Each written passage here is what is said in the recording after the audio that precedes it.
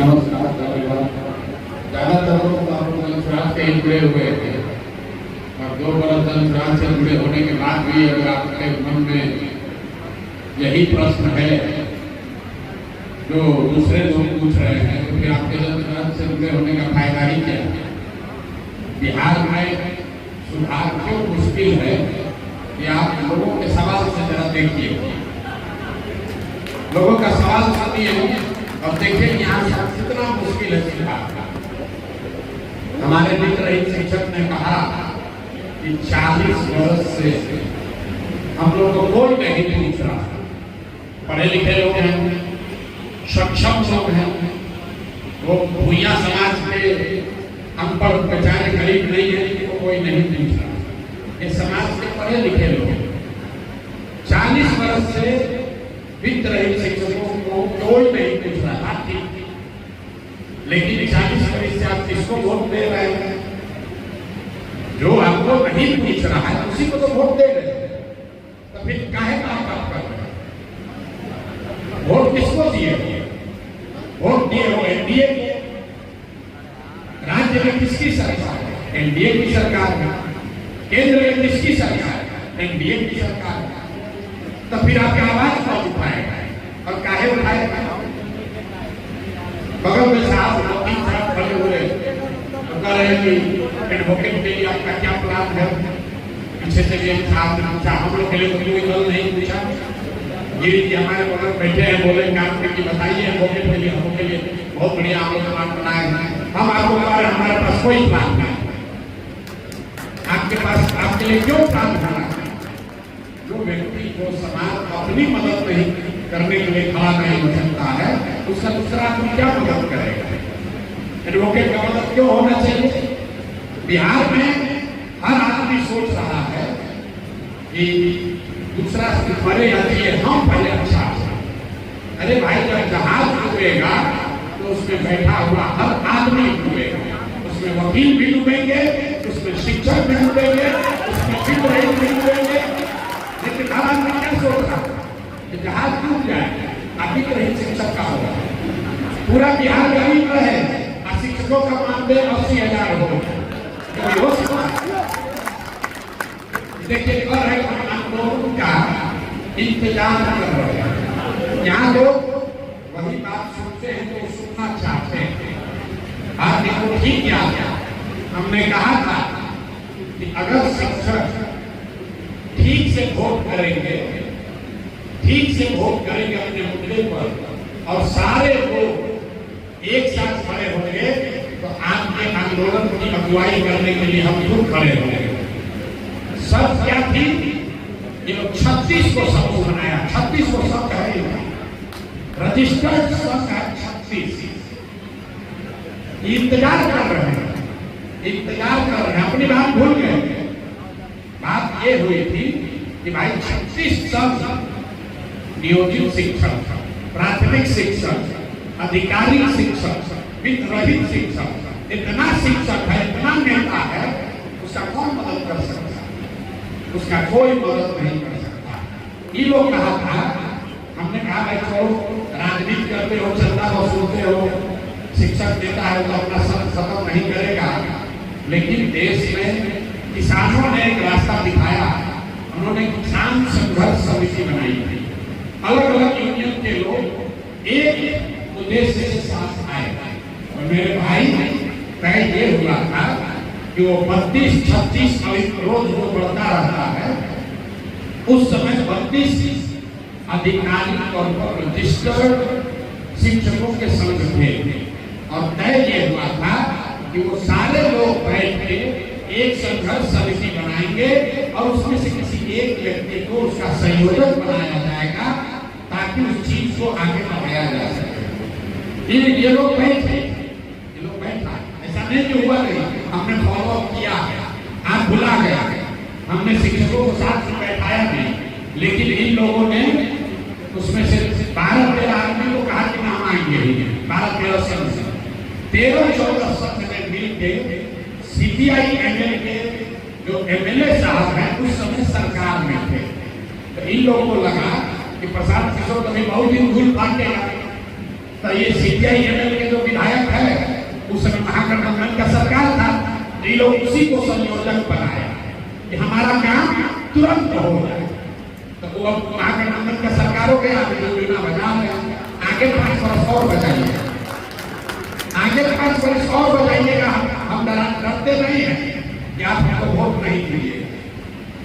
ये शिक्षक लोग हम 2015 में आए थे यहाँ, तब बीजेपी का झंडा लेकर घूम रहा था, बोला इस बार नीतीश कुमार को हम लोग सबक सिखा देंगे। नीतीश बाबू शिक्षकों का बात नहीं मान रहे थे, तब हम नीतीश कुमार की मदद कर रहे थे, सही या गलत मदद नीतीश कुमार की कर रहे थे।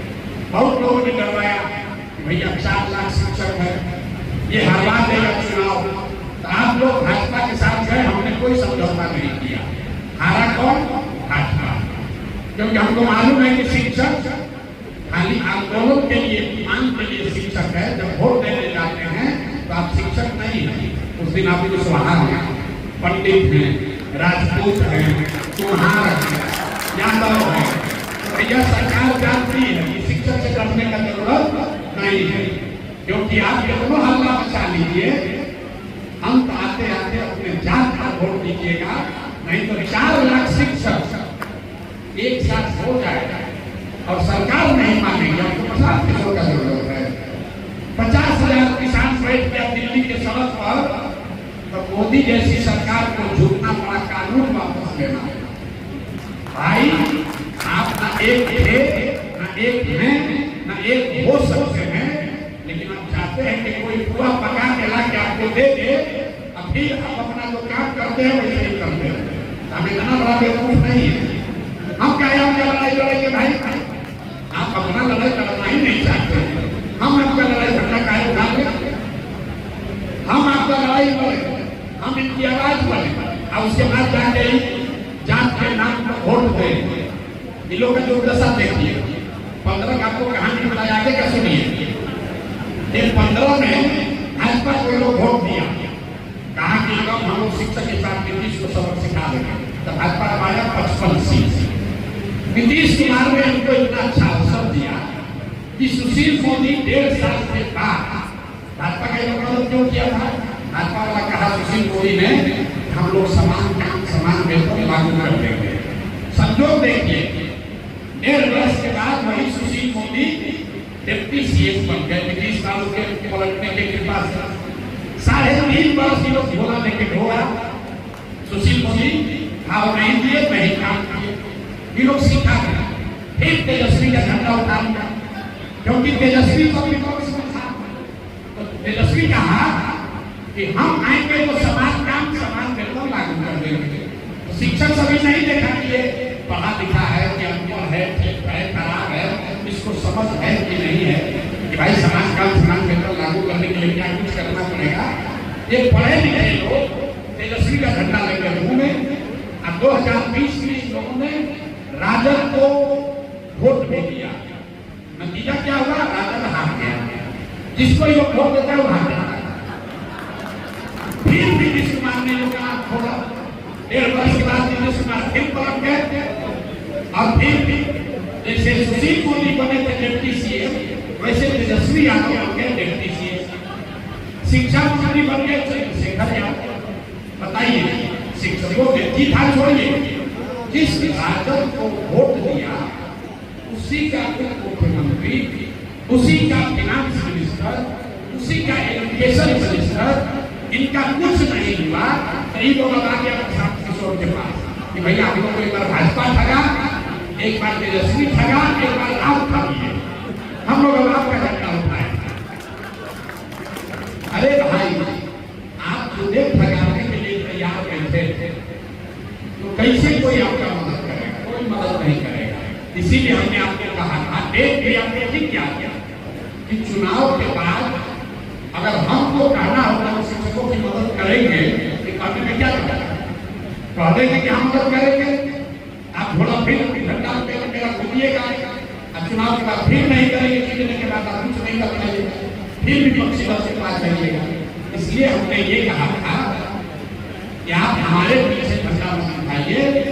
रास्ता ये है कि सारे शिक्षक जो पीड़ित, जो अपनी मांग मनवाना चाहते हैं, वो एक संघर्ष समिति बनाइए और जो भी उसका नेता होगा हम उसकी मदद करेंगे, उसके साथ खड़े होंगे। तो भैया आज तक इन्होंने संघर्ष समिति बनाया न सुधरे, लेकिन इनको ये याद है कि प्रशांत किशोर सर आंदोलन खड़ा करने वाले थे, वो नहीं किया। तो अच्छी बात है, याद रखिए न सुधार हो सकता, सुधार हो ही नहीं सकता। बिहार में सुधार बड़ा मुश्किल है। इतने आदमी बैठे हैं, सब आदमी कह रहा है हम रास्ता में चलते हैं। आज क्या कोई लड़का बोला कि भैया प्रयास बहुत बढ़िया कर रहे हैं, बात बहुत बढ़िया बोल के घबराइएगा मत, और आप सुधार दीजिएगा। ठीक ठीक, हाँ ठीक। ये आज 5 साथियों ने कहा, 4-5 साथियों ने कि भैया आप घबराइए नहीं, आप बात ठीक कर रहे हैं, आप बात ठीक कर रहे हैं। अभी इन्हीं का जवाब दे रहे हैं कि ऐसे देखिए मिर्ची लगता है आदमी को, जब लाल मिर्च भूना जाता है आंख बड़ा लगता है। यही लोग सुनिए, 5-6 लोग हर दिन आके हमको मिलते हैं, ये कहते हैं भैया बात बहुत बढ़िया बोल रहे हैं, आप ही पर हमारा भरोसा है, आप ही बिहार के भविष्य है, आप ही बिहार को सुधार सकते हैं, लेकिन थोड़ा धीरज रखना पड़ सकता है। संभव है 5 मिनट और लगे, छोड़िएगा मत। देखिए वो आदमी क्या कर रहा है, वो मेरा शुभचिंतक है, वो चाहता है कि जब राज जीते, लेकिन ये कह रहा है कि भैया अभी 35-40 वर्ष ये नर्क का जिंदगी जीत कर भी मत नहीं भरा है, 5 वर्ष और अभी हम लोग उठाएंगे, उसके बाद आपको जिता कर लाएगा। 5 वर्ष अभी छोड़िएगा मत, अभी उठाने से मत नहीं भरा है, 5 वर्ष और उठाएगा। ये बिहार के लोगों का दुर्दशा है।